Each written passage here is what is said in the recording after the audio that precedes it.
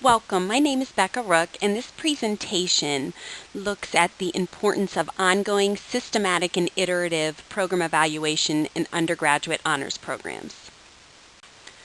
Almost a century ago, in 1921, honors education in the United States made its debut when Frank Aydelotte became president of Swarthmore College and introduced the nation's first undergraduate honors program. Based on his own experiences as a Rhodes Scholar at Oxford, Aydelotte believed that a curriculum specifically intended for high-achieving students could intellectually stimulate highly motivated students and yield even greater learning outcomes on their behalf. Aydelotte's innovation of honors education has proved extremely successful, as today honors education is offered at approximately 1,503 institutions of higher learning. Of these, about 60% are members of the National Collegiate Honors Council, known as the NCHC, a professional association of undergraduate honors programs that is designed to support and enhance honors education. To help honors programs create and maintain successful honors programs and honors colleges, the NCHC has articulated 17 best practices of fully developed honors programs. These practices range the whole gamut, providing general guidelines for the program mission statement, administrative setup, student governance, elements related to student and faculty pedagogical approaches, and even including amenities like special advising, priority registration, and honors living learning communities. The 17 best practices articulated by the NCHC are also part of the many benefits that honors programs offer to high-achieving students. And apparently these benefits matter, as recent surveys of honors freshmen reveal that approximately half would have attended other schools if they had not been accepted into their university's honors program. The NCHC knows that honors programs are a key recruiting tool, and it believes in the importance of delivering an exceptional education to high-achieving students. To deliver on this pledge, the NCHC believes that assessment and evaluation measures must be employed to examine honors program performance. The NCHC looks at assessment and evaluation as two joint ventures, each serving a specific purpose. It defines assessment as a systematic, ongoing, and iterative process of monitoring a program to determine what is being done well and what needs improvement. Evaluation then utilizes this assessment data to support decisions on maintaining, modifying, or eliminating programmatic practices. The NCHC strongly advocates continual program review, so much so that it claims that without systematic program review, honors programs will not be able to produce an honest assessment of their outcomes and will be much less likely to gain ongoing institutional support. To aid honors programs in conducting meaningful program review, the NCHC has developed a comprehensive honors program review process that aligns with its recommended 17 best practices. However, the NCHC is not an accrediting body, so it cannot mandate that honors programs engage in systematic review. Furthermore, no such accrediting body exists. Without pressure to engage in evaluation, it's understandable that recent studies show that slightly more than half of honors programs nationwide are engaging in some form of evaluation. The NCHC program review process is viewed by its advocates as an effective means of evaluation, insofar as it could enable undergraduate honors programs to honestly assess their performance, identify any shortcomings, and substantiate their calls for continued institutional support. However, research regarding the degree of effectiveness of the NCHC program evaluation process is greatly lacking. Furthermore, proponents of honors program review are faced with skeptics' criticisms, which allege that systematic program review is too quantitatively focused and threatens the foundational values of creativity and experiential learning upon which honors education is built.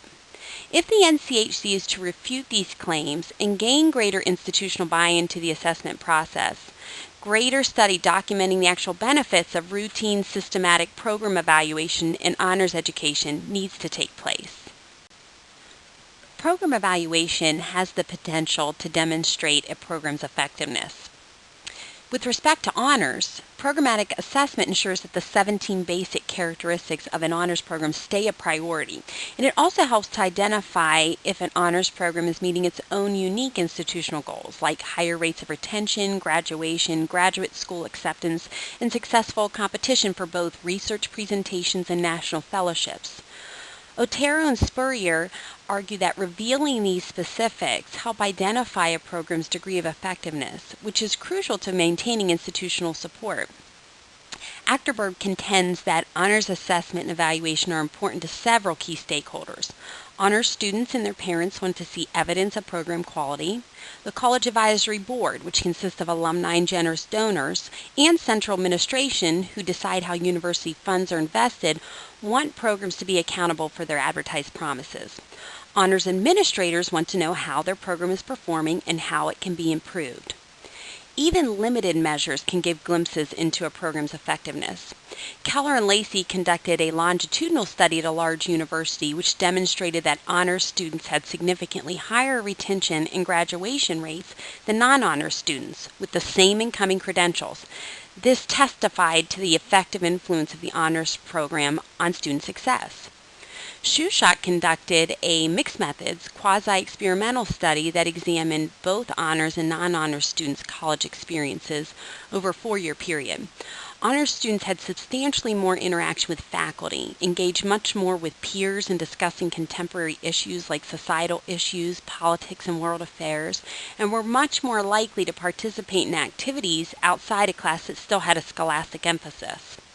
Several honors experts allege that honors students' positive experiences impact the entire campus, since honors students take several courses with non-honors students and bring their enhanced critical thinking skills and developing creativity with them. They therefore serve as role models for non-honors students who can then learn from and emulate the tactics of honors students. This raises the standards for all involved. While evaluation of key elements like honors student graduation rates and their views of the program benefits help to reveal the effectiveness of the honors experience, there are critics who argue against honors program evaluation. Schumann argues that effectiveness is often connoted with productivity, and productivity is often too narrowly defined as retention and graduation rates. He alleges that these quantitative measures alone do not speak to the value of several critical honors program components, like research and creative scholarship, interdisciplinary learning, service learning and leadership, and learning communities. Evaluating the impact of these components requires much more than examining statistics. Furthermore, Kelly points out that high retention and graduation rates do not necessarily indicate programmatic success, as manipulating such rates is an easy feat. A program simply needs to lower its standards and make its requirements less challenging, and retention and graduation rates will improve. Course evaluations are often employed to evaluate program effectiveness at the course level. Maris notes that several studies, however, have shown that a strong positive correlation exists between students' numerical grades and their evaluation of a course. This means that students who receive high grades tend to give the course a good numerical evaluation, while those students who receive low grades generally give the course low scores. Faculty learn these lessons early and they learn them well. Therefore, course evaluations on their own lack trustworthiness in communicating true program effectiveness. Ultimately, evaluative measures do have the potential to relay information regarding program effectiveness. But to successfully do so, data and data collection techniques must be reliable and comprehensive in nature, incorporating quantitative and qualitative measures as both a means of triangulation and reliable data gathering. When conducted in this manner, evaluation has the potential to reveal programmatic details which administrators can employ to showcase their effectiveness and take meaningful steps toward improvement. In light of the need for program evaluation that is reliable and comprehensive, the NCHC has created a very thorough honors program review process. The process advocated by the NCHC begins with an extensive program self-study, which is guided by a detailed rubric that is aligned with the NCHC's 17 basic characteristics of a fully developed honors program. This is followed by an external review of the self-study as well as other institutional and programmatic components by a specially trained NCHC external reviewer. The review ends with the external reviewer offering evidence-based recommendations for continual improvement and success. Through extensive assessment, programs can ensure that they are indeed accountable to maintaining or at least improving upon the 17 basic characteristics that the NCHC believes constitute a well-developed honors program. As mentioned, the NCHC self-study does employ an extensive rubric. Well-written rubrics are valuable on two levels. On the program level, rubrics help programs establish accountability to their deans and university administrators by identifying and characterizing their program strengths and weaknesses. On the course level, they are valuable because they help instructors to provide students with sound, reliable assessments that measure the learning outcomes they intend to measure, and they also promote consistency as instructors grade. Without learning outcomes assessment, Jones and Welberg state that it is very difficult to know what should be modified at either the departmental or institutional level to improve student learning gains. They note several potential benefits of evaluating student learning outcomes, such as identifying outdated curricula and reinvigorating teaching techniques. They also note that examining learning outcomes has the potential to empower faculty by giving them a greater voice in the design of their courses and programs. It gives them the opportunity to build a greater sense of collegial community through the collaboration that assessment requires. It gives them the opportunity to gain greater institutional support by showcasing the achievements of their honors program. Critics of honors program review decry the use of formulated rubrics because they believe that honors programs flourish in an atmosphere where they are afforded pedagogical freedom. Honors courses and honors classrooms they maintain should be sanctuaries where faculty can experiment with new teaching schemes, content, and co-curricular activities. This freedom should also extend to honor students as they explore research and theses topics, which should stimulate their unique individual intrigue and creative inquiry. They contend that this exploratory freedom leads to more faculty to faculty and faculty to student interaction, thus building a stronger sense of honors community. Standardized forms of assessment and the use of rubrics, which administrators claim lead to both transparency and accountability, critics believe threaten academic freedom in the community of scholars which honors education works to create. According to Stevens and Levi, at its most basic, a rubric is a scoring tool that lays out the specific expectations for an assignment. Digby argues that specific expectations are not what an honors instruction should try to elicit from her students. Instead of measuring students against preconceived expectations, instructors should encourage divergent, novel, and exciting responses and projects on behalf of her students. Yes, the NCHC program review process does include the use of an extensive rubric in the self-study portion of the review process, but it must be noted that this rubric is not a narrowly restrictive rubric like that decried by Digby. Rather, the rubric simply provides guidance to institutions who are looking to evaluate their program performance in light of the 17 basic characteristics of a fully developed honors program. The rubric's aim is simply to provide greater clarity concerning the 17 basic characteristics. Where learning outcomes are concerned, the rubric simply states that pedagogies are purposely formed by scaffolding practices that lead to mastery of identified learning outcomes. There is no mention of what these pedagogies should be, nor how the learning outcomes should be assessed. These matters are left to the creative genius of the honors faculty.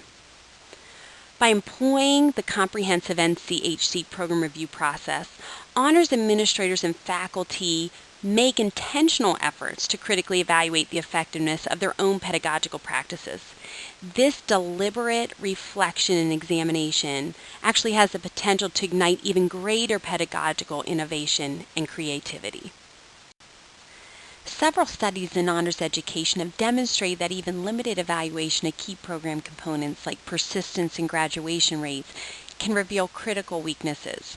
Persistence and graduation rates are often looked at as indicators of a successful program.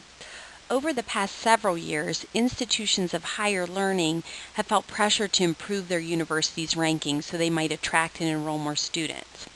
National rankings are based largely on the same metrics as admissions criteria, such as high school GPA, class rank, and standardized test scores. For this reason, honors programs, which require even higher admission standards from their applicants, are a logical target for enhancing a university's academic standing. A key to achieving enhanced ranking is attracting, retaining, and graduating high-performing students.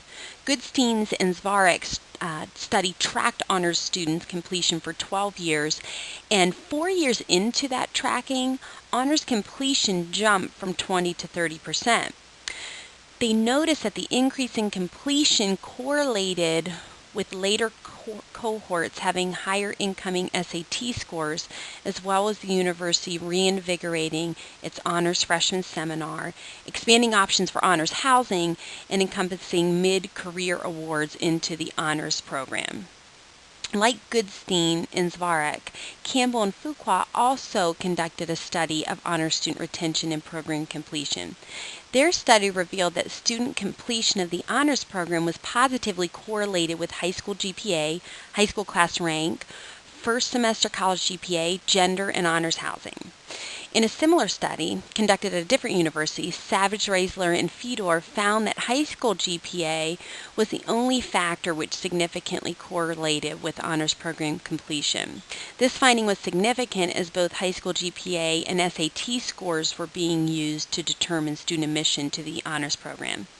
Such revelations can have meaningful implications on improving admissions protocol and other critical programmatic elements in order to enhance student success. In another study, Camp, Chasek, and Faulkner examined reasons behind honors student persistence through a survey study.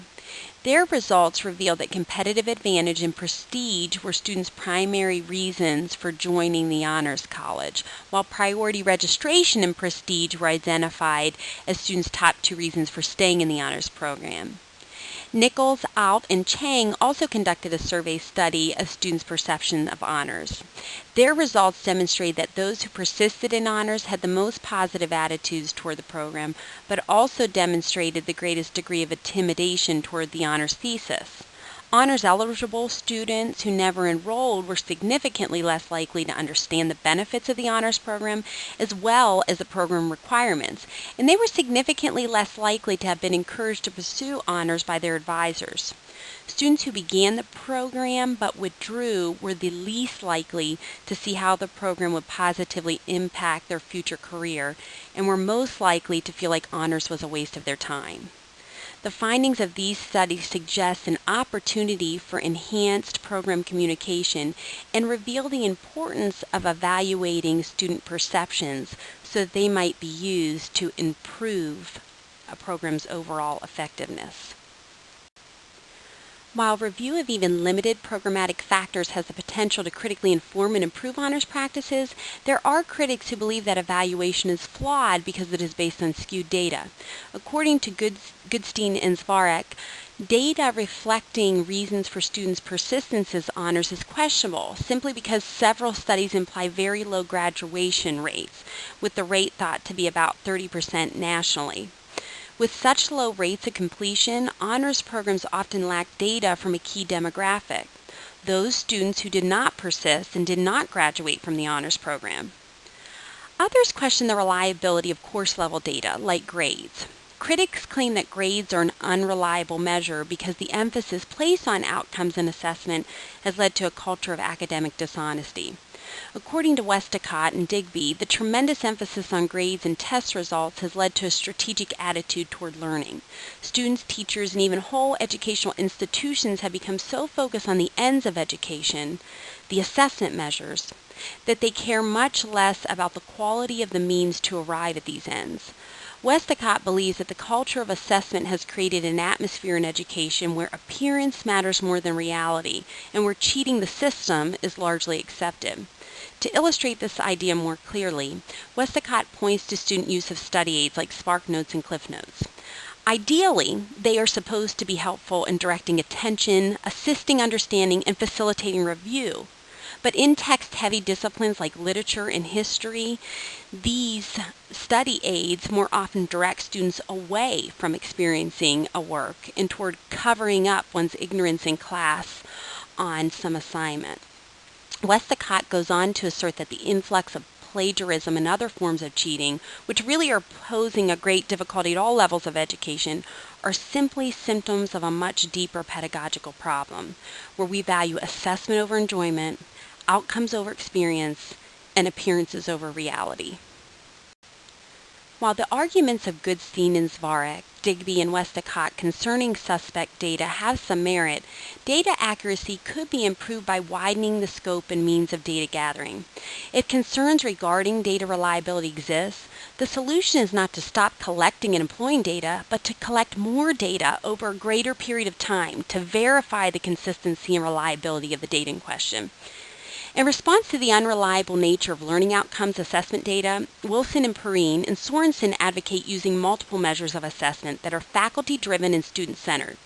If assessments depart from standardized closed-ended questions to more open-ended forms of assessment that are least restrictive to honor students' individual initiative and creativity, then reliable data can be gathered concerning student attainment of key learning objectives.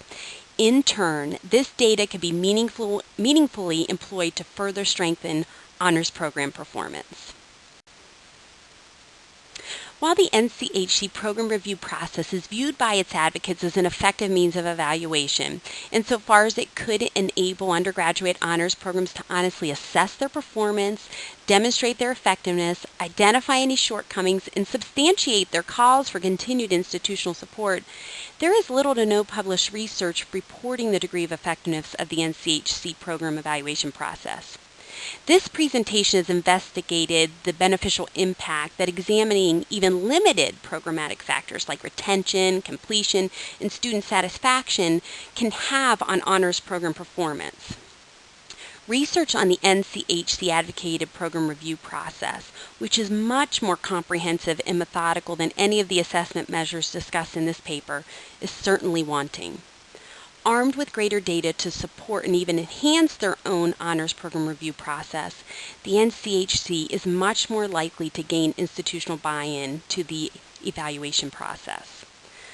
The consequences of not gaining greater institutional participation, however, could be quite severe. As Lanier warns, if honors programs in colleges cannot or do not embrace assessment, they are likely to be swept aside by those parts of the university that do. Assessment is here to stay, and honors programs will be at risk if they ignore the need to establish best assessment practices. Thank you so much for listening. The references employed throughout this presentation are listed on the next 3 slides.